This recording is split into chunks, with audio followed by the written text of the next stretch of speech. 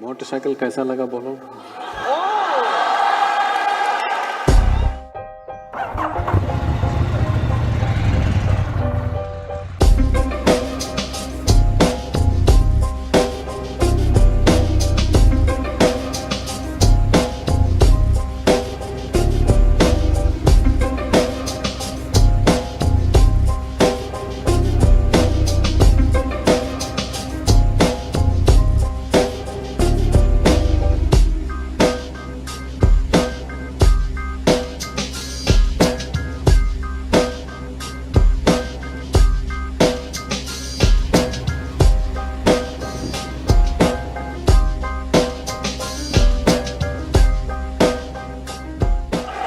मेरे से गुरुजी बोले, मैं बैठा हुआ था पीछे ऐसे, बोले दोनों हाथ मत छोड़ना।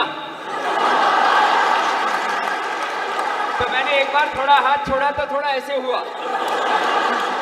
तो फिर मैंने गुरुजी को इधर से कस के पकड़ लिया।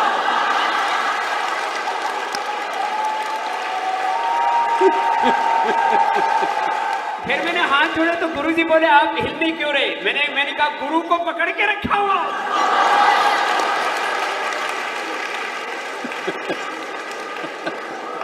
जो गुरु को पकड़ के रखेगा वो दुनिया में किसी से नहीं हिलेगा।